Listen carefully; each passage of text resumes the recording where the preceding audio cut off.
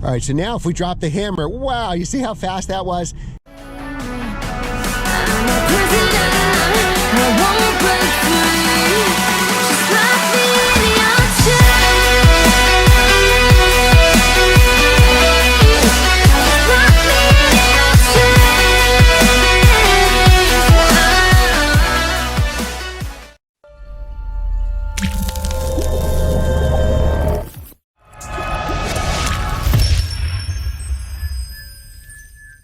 Hey guys, it's Glenn from Glenn's Car Collection, and we're at BMW of Tenafly in Tenafly, New Jersey.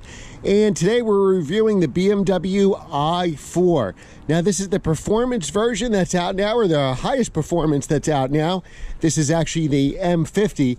And the great thing about this car is essentially a 4 Series Grand Coupe, but an electric version. So you still get that great chassis from the 4 Series. It should handle and drive like a 4 Series, but maybe a more silent version. So let's look at a couple things right now. This is beautiful sapphire black. One of my favorite colors. My Z3M Coupe, my clown chute, was this color. So it looks like a regular BMW in here. The steering wheel, everything's blue, so you know you got the electric car. Grand Coupe, so you get the 4 doors. You get a little less headroom in the back.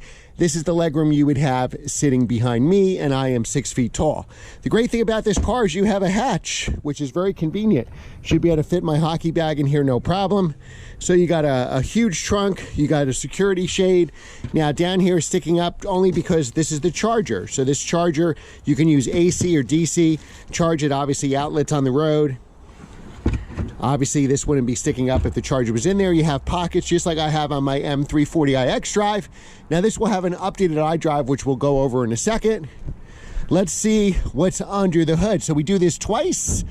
There's no secondary latch. That always reminds me of the Chris Harris video when the M2 came out, and he was so thrilled that it used to be you pull it once and then you had the hatch here.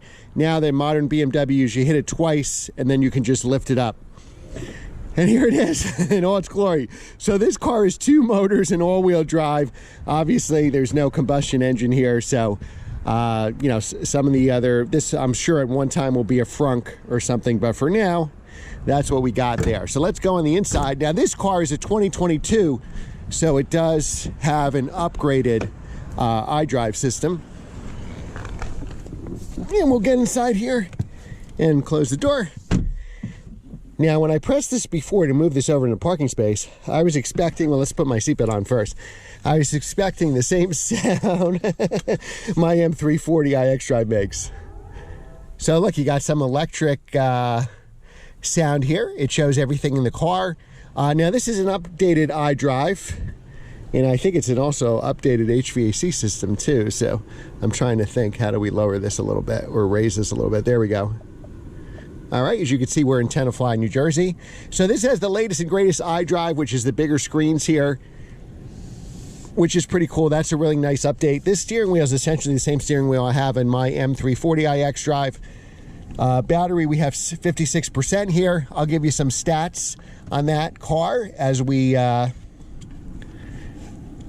check our mirrors here. Always do your mirrors. Every time you move the seat, you got to do the mirrors.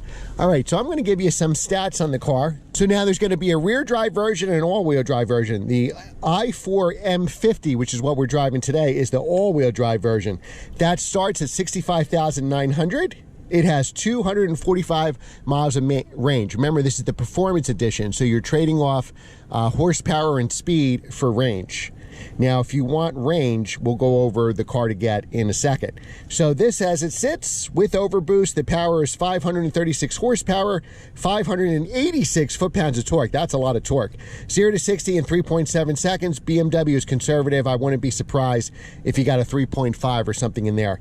Now, without the power boost, it's 469 horsepower, 538 foot-pounds of torque. It's dual motor and all-wheel drive. That's the only way this model comes. You can do AC or DC charging. Now, if you want to get the maximum range, say you're commuting to New York City, living here in New Jersey, which a lot of people do, especially in the Tenafly area, you're not going to need all that horsepower. So you probably want to go for range. And the good thing is the, I guess the base version of this, the i40 eDrive 40, is rear drive, so you're not sucking any power away with the all-wheel drive or mileage. Starts $10,000 less, $55,400. Has a range now of 300 miles, which should be more than anything that you need to do. So instead of 245, we go to 300. Performance is less, about 200 horsepower less, 335 horsepower, 317 foot-pounds of torque.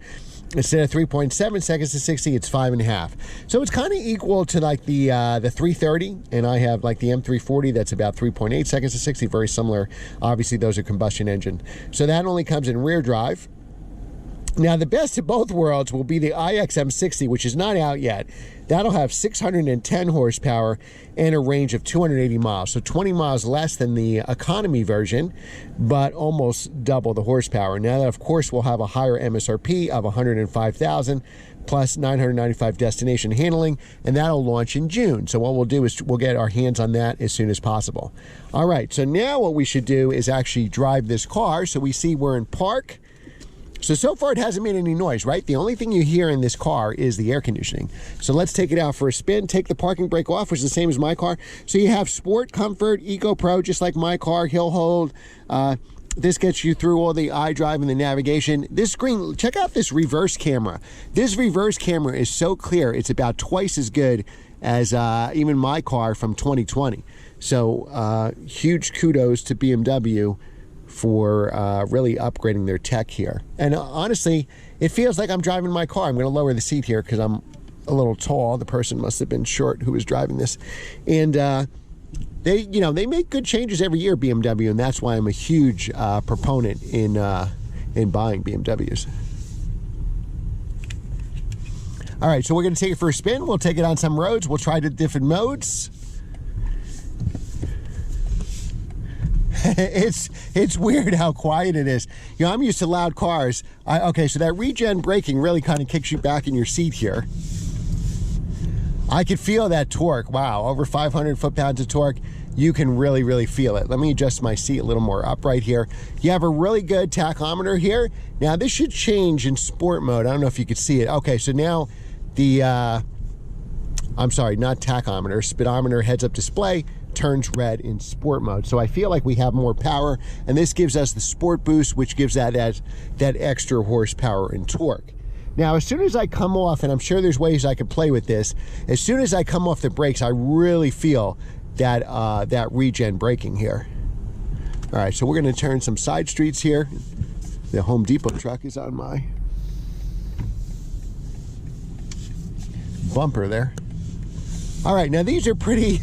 The roads in northern New Jersey are horrible, horrible. Now, my R8 that I just bought, my Audi R8 V10 manual, that the previous owner was actually in Tenafly, New Jersey. So how cool is that? I film videos all the time in Tenafly, and my R8, the owner before me, lived here. So anyway, all right, so let's see some acceleration. We're gonna go through some turns. Oh, wow, yeah, so this car is fast. You could feel it. Now, it has all the lane keeping and all the electronic nannies. Now let's see how it is going around the turn. You feel the weight a little bit for sure.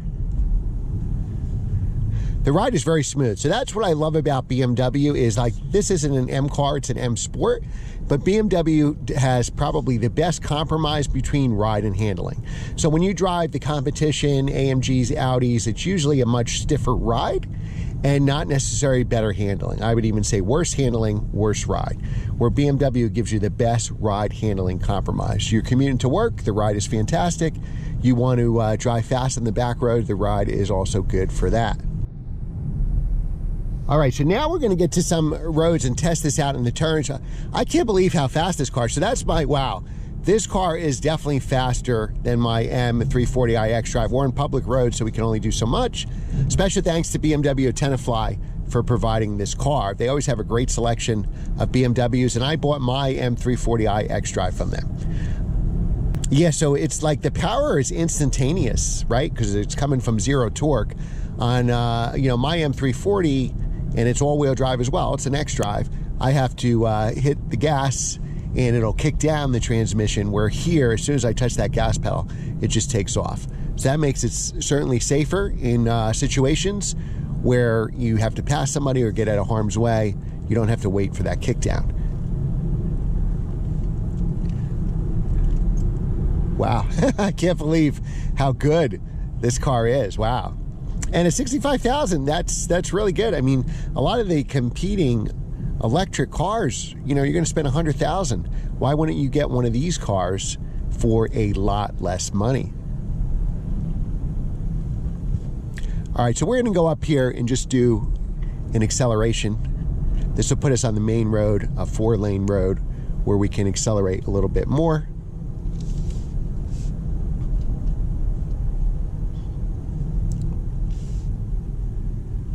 In New Jersey, you can make a right on red. All right, so now let's do sport mode.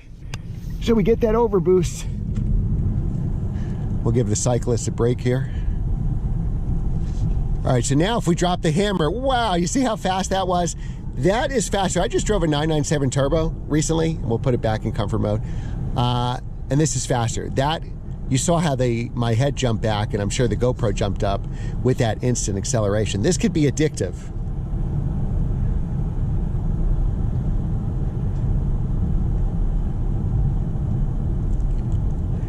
And the ride is great. The ride, I'm so impressed with the power. I mean, the power blows me away.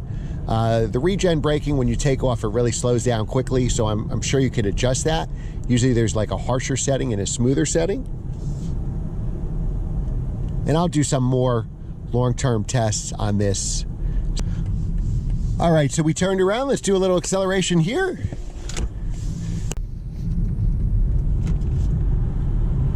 Wow. And that was 0 to 60. That was pretty impressive. It feels faster. Seat of the pants, it feels faster to me than 3.7 seconds to 60, which I'm sure it is. BMW's very conservative. They're also very conservative about the range. I wouldn't be surprised, even in this performance model, if you get 300 mile range. We've only used 4% of the battery, and I've been driving this a while. You're only seeing the bits and pieces I edited. So even with these hard accelerations I've done, we are still pretty efficient here. I mean, if you drive a car this fast, I think, and you get the sport model, you're buying it for a reason, right? So you're gonna have a heavy foot. But I'm really impressed with this car. So should you get an electric car? Well, I think the answer is yes. As a daily driver, like, I don't see this as a weekend car. And probably it helps to have, you know, a hoopty or something that you could use in case your battery needs to be charged or something like that. Maybe just like a runaround car. But if an electric car fits your lifestyle, I think that's really, really good. Like for me, I have collectible cars in the garage. This would be outside. Now, my neighbor has 2 electric cars, and he charges them outside. His garage is full of kid stuff and junk. So he actually has 2 cars outside and charges them both. So he doesn't have any gas-powered cars.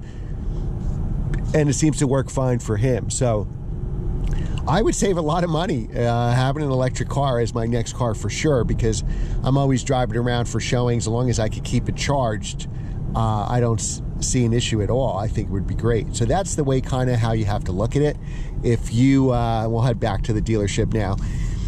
If an electric car fits your lifestyle, then I think you should get one. You know, besides being easy on the environment, you're going to save money in gas, and you know, you're embracing the future. So there's a lot of great things you should do. Now, I know for a lot of people, it probably doesn't fit right now. You know, maybe the range has to be longer. Maybe you have to be able to charge it quicker.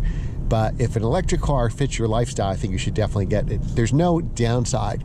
And I think that's where the future is going, honestly. I think we're going to see, you know, in the future, maybe, I don't know if it's 5 years from now, or you're going to see, you know, all electric M3s or R8s or Lamborghinis or Ferraris, you know. And as long as you can charge it and have chargers along the way, I don't see why you wouldn't do that, because this car is not less fun than my car. The only thing really that you're missing is the sound.